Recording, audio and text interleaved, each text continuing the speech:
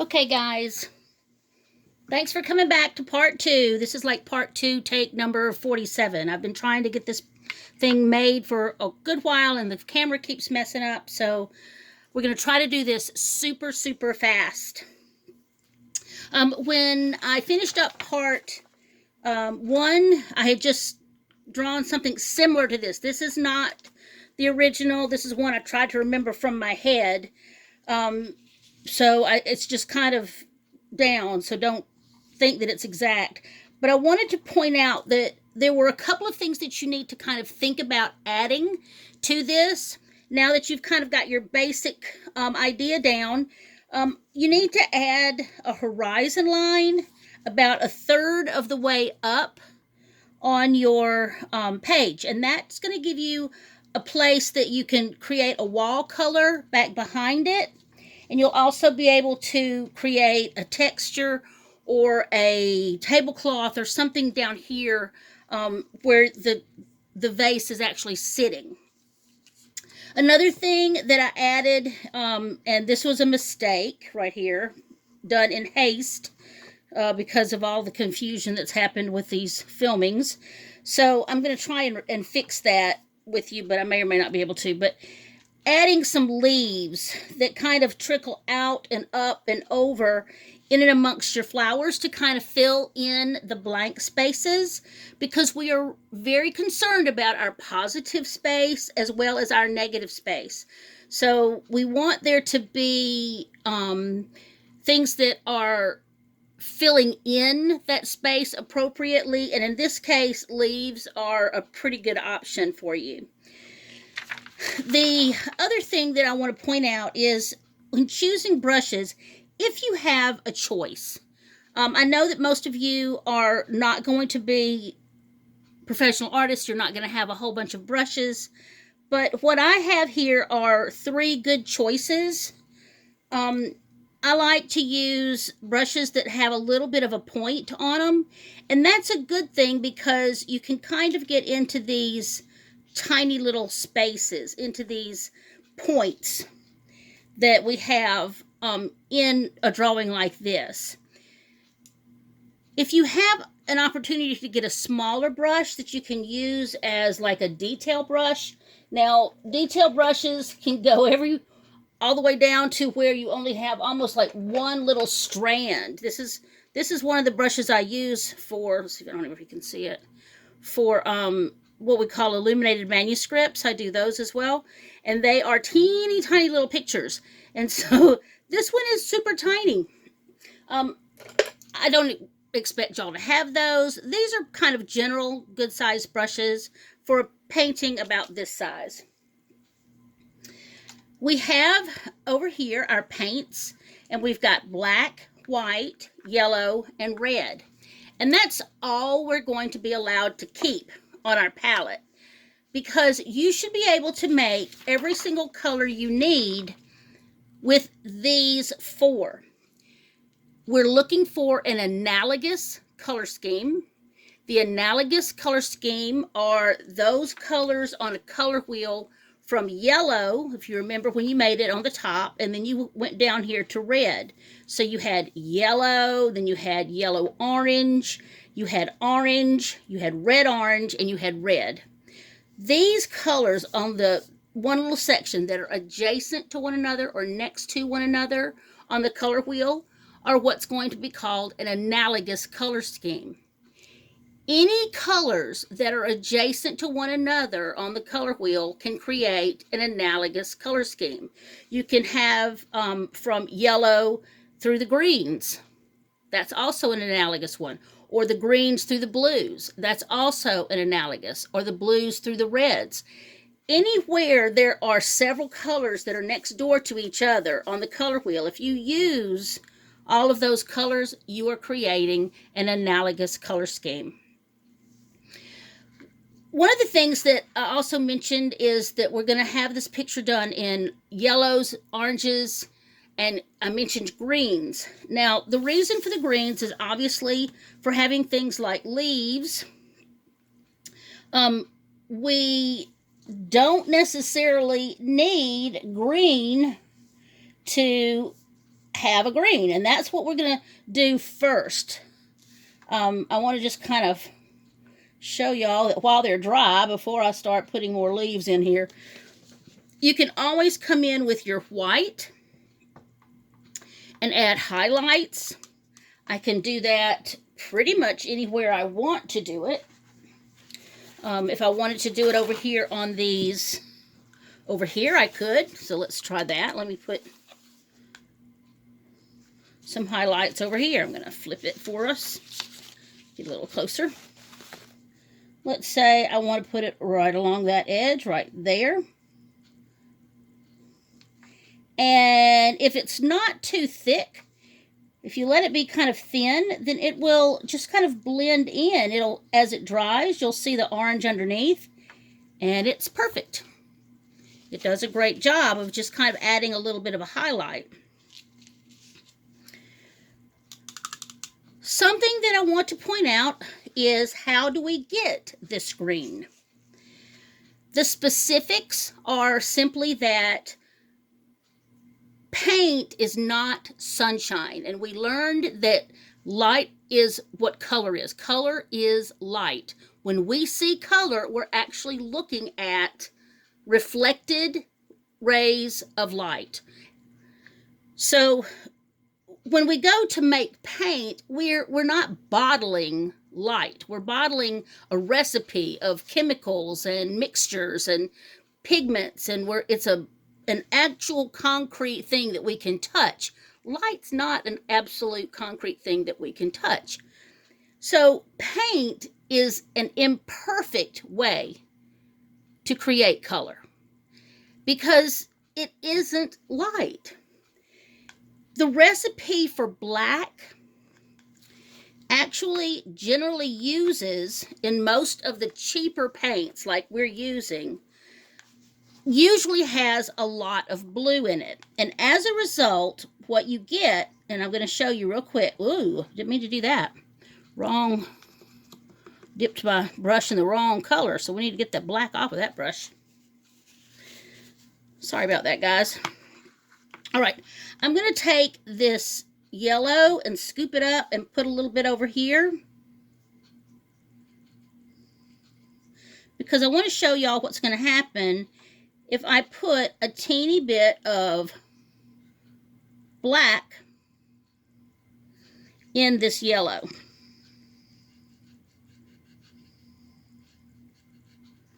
What you get is a wonderful green.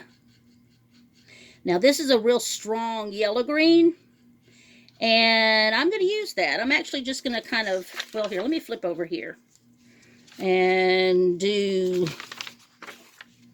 these.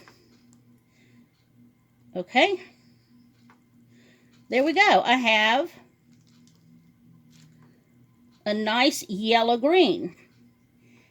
If I want to make these darker, while these are wet, I can actually alter the color. I can make them a teeny bit darker. So I'm going to put a little teeny bit of black on my brush and come over here and kind of mix them.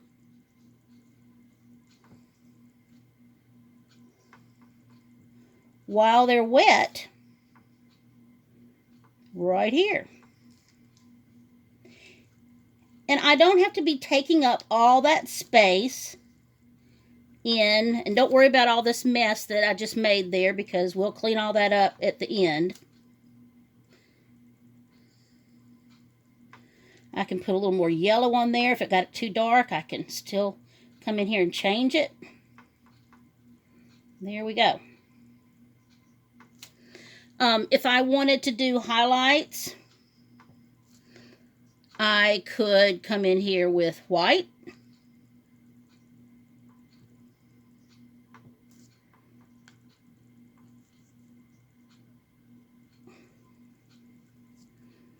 Okay. And again, as it dries, because the white is wet, it will start to kind of blend in, and you get a really neat effect, very professional looking,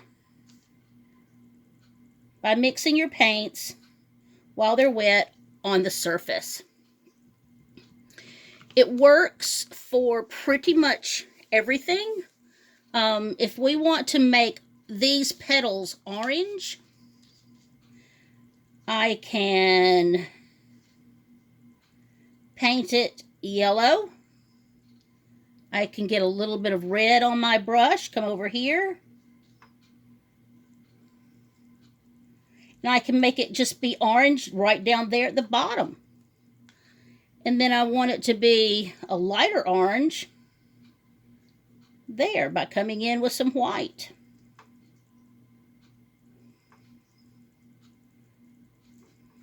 And you kind of can get that ombre look that y'all are real fond of. Your generation really likes ombre. We had never really used that term back in the dark ages, but it's a cool term. So let's do this one the same way. We're going to put the yellow down. Then we put a little bit of the red. Not much, because we want it to look a lot like that.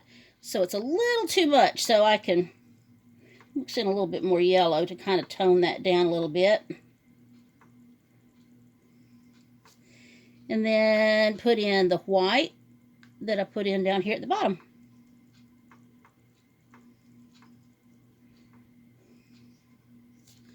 So I'm creating layers of color. If you wait until they're dry, you can put in highlights that are going to be a little bit stronger, because they're going to not mix with the wet paint.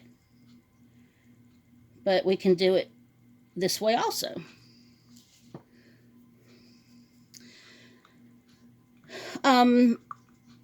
Couple of colors that I want to make sure y'all know how to make is green. You can mix your greens with your red and get a nice brown. Because this is just a demonstration and I'm not going to need the green for the rest of any of this, I'm just trying to give y'all some hints. I'm going to mix a little bit of red into this whole pot of green, okay? And hopefully we will end up with a brown. Well, I didn't have enough green in there. I thought I did. So in order to do that, let me make some more green. How do I make green? Yellow and black. That's how I made my green. There we go. Now we're getting closer to the browns. There we go. We've got a nice, beautiful, light brown. Let me show you what it looks like. Isn't that gorgeous? Okay, what if I want a khaki color? You know, kind of the really light tan color. Whoops, I just mixed some dirty water in with my white paint. No problem.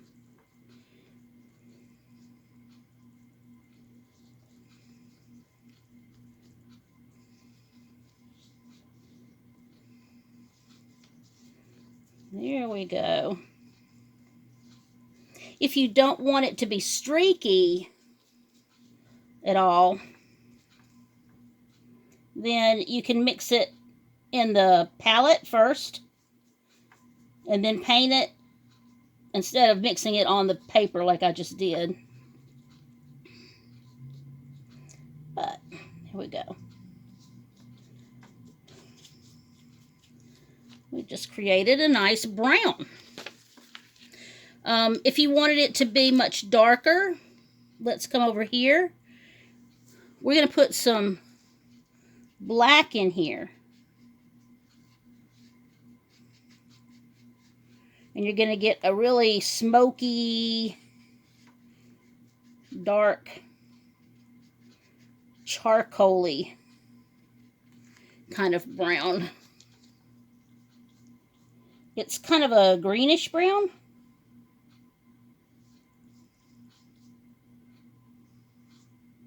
And since it's green, and if I want it to go more into the brown category, what did I tell you to mix with the green in order to get brown? Do you remember? The complement of green is red. That means it's opposite the green on the color wheel. So I'm going to come in here and I'm going to add a little bit of red. And this looks almost like magic. But if you understand color theory, look at that gorgeous brown. That's a very nice dark brown that came from mixing green and red. Because green and red are opposites on the color wheel.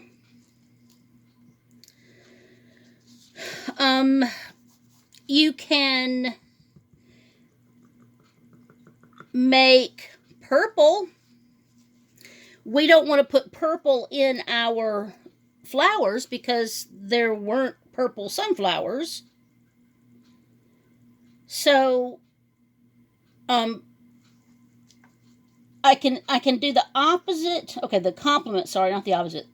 What's opposite yellow on the color wheel is purple or violet.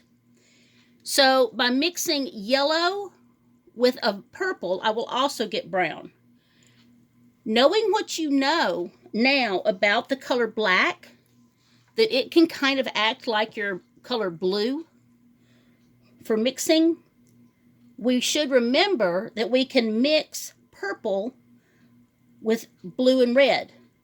We don't have blue, but we do have black. So I can take a little bit of black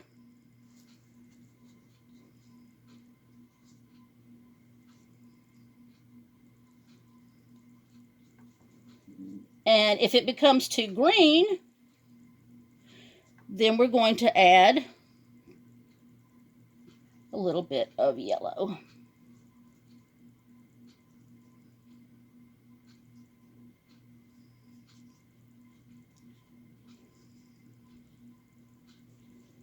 And there we have, let's see, what would I want to do? That's a little bit on the orangey side.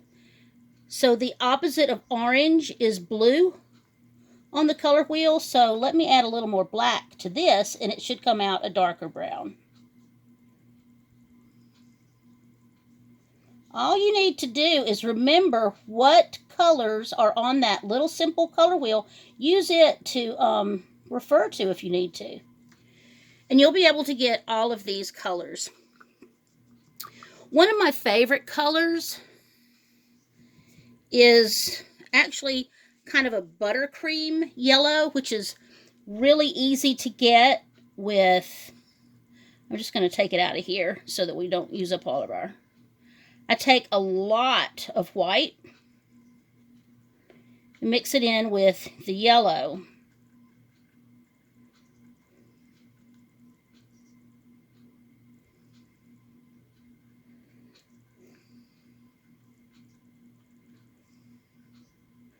And that's a nice color. Let's put that here.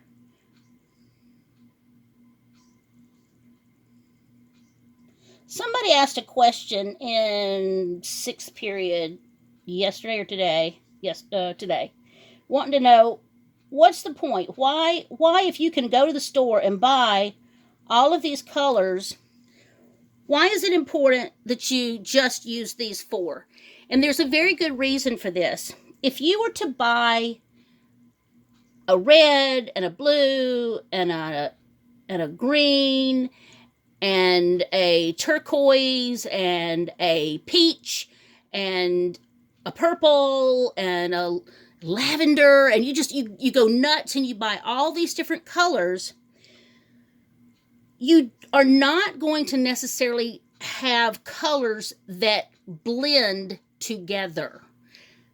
They are going to have different properties because they were all made differently with different recipes. If you only use the same 4 colors, automatically any mixture that you use with these 4 colors, and only these 4, they're going to blend. They're not going to look bad next to all of the other colors that you have. Let's see, we can put okay, this is going to be kind of cool. I'm going to put a little teeny bit of red in this buttercream.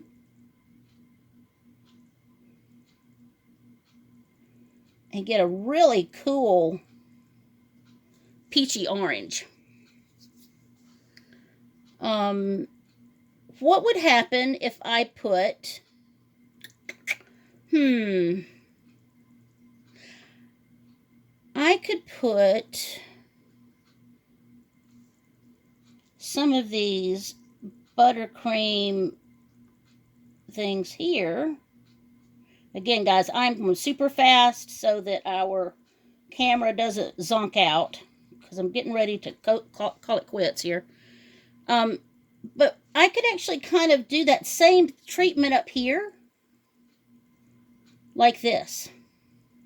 Only using slightly different, like this is a yellow that's different from that one, but it's going to still look like they go well together because they're made from the same colors.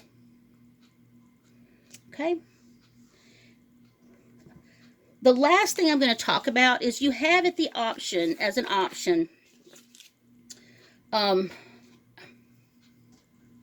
to go back over it with your Sharpie. If you want to clean it up, now you don't have to, but some people may want to do this. My paper's wet, so probably going to end up making a disaster here.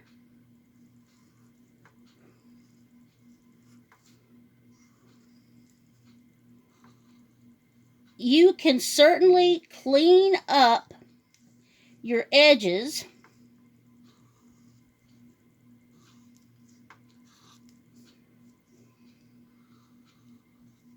by coming back in with your Sharpie. You can't really use one of those ink gel pens like we've been using for our doodles and such, because they are not permanent ink. They might run and bleed.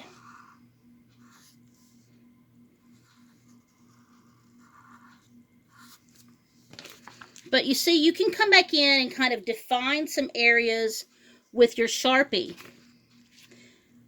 Here, you can actually put details in rather than just do outlines.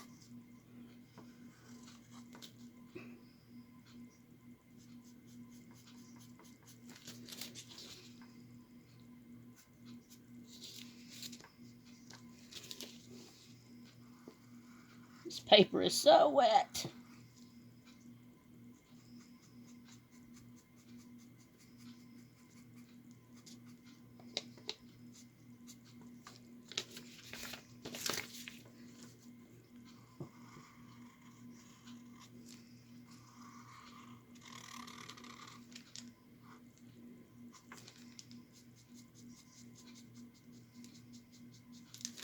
You see how I'm not just slinging it, I'm putting it right there at the edge. I could even put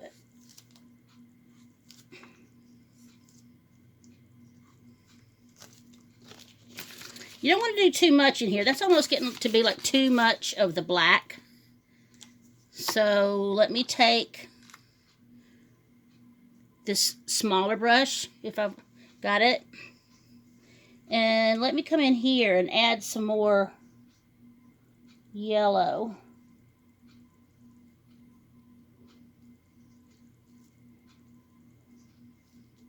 To brighten it up. You keep going back and forth until you've got exactly what you want.